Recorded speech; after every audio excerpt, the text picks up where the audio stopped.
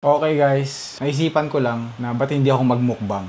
Pero hindi siya actually mukbang. So isang normal na kain ko lang. So ito yung last meal ko. So yung last meal ko lagi sa buong araw, masarap. Bakit? Kasi nga, ito yung sikreto ko. So habang kumakain ako, pag-usapan natin yung binge eating. Una sa lahat, nagbi-binge ba ako? Yes, nagbi-binge pa rin ako hanggang ngayon. Pero aware na ako. Tsaka nilalagay ko sa ayos. Di naman nawawala yun eh. Paano ba ako nagkaroon ng binge eating disorder before? So kaya ako nagkaroon nun, dahil din sa bodybuilding.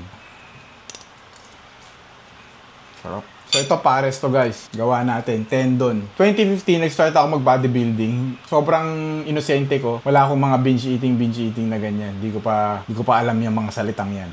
O alam ko na pero hindi pa siya sumasagi sa isip ko kasi at that time nakakain ko naman lahat ng gusto ko. Although tumataba, pumapayat ako, nakakain ko pa rin yung gusto ko. Ngayon, nung una ako nag-compete, parang doon ako nag-start mag-diet talaga ng sobrang rigid bodybuilder na diet. Yung kamote, rice, chicken breast, paulit-ulit, itlog, whey protein, paulit-ulit.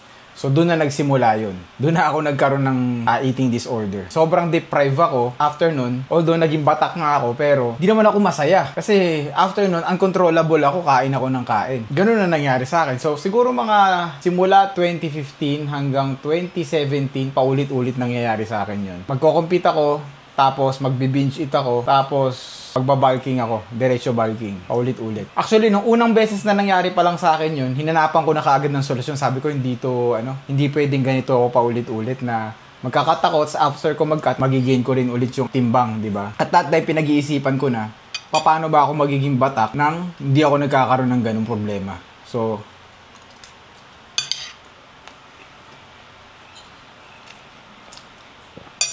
ang ginawa ko, nag-flexible dieting ako.